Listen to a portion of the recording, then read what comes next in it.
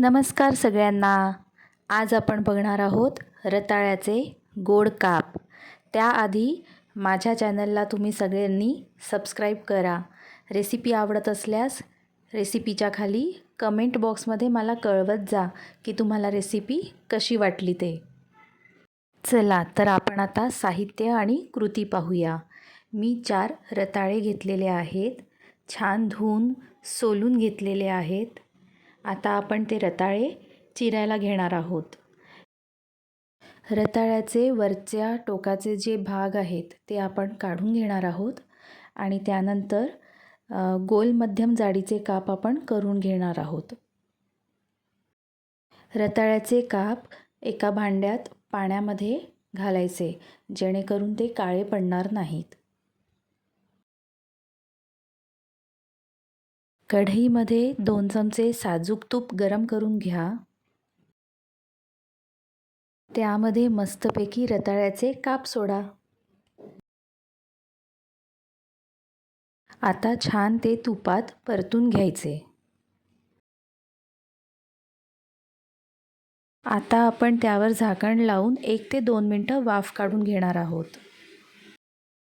यामध्ये मी 8 ते 9 चमचे गूळ घातलेला आहे, अंदाजाने घातलेला आहे आणि काही चमचे साखर घातलेली आहे.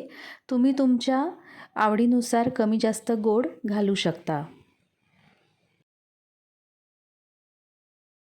आता आपण हे छानपैकी हलवून घेणार आहोत.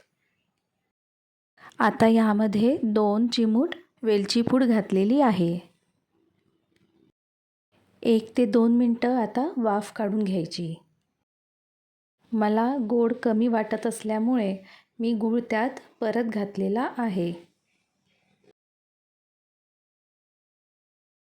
आता आपण झाकण लावून 5 मिनिटं वाफ काढून घेणार आहोत. पण तरीही मधून आपल्याला रताळ्याचे गोड काप हलवून घ्यावे लागणार, कारण की ते खाली कढईला लागायला नको.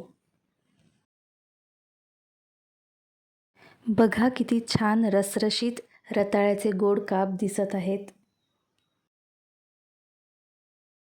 रताळे पचायला हलके असून डोळे आणि रोगप्रतिकारक शक्तीसाठी ते फायदेशीर आहेत.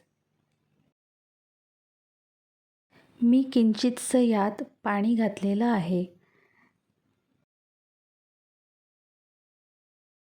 आता आपण मंद आचेवर 5 मिनिटं वाफ काढून घेणार आहोत.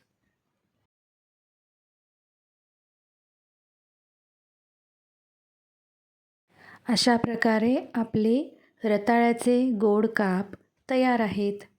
तुम्ही सुद्धा ट्राय करा आणि मला कमेंटमध्ये नक्की सांगा.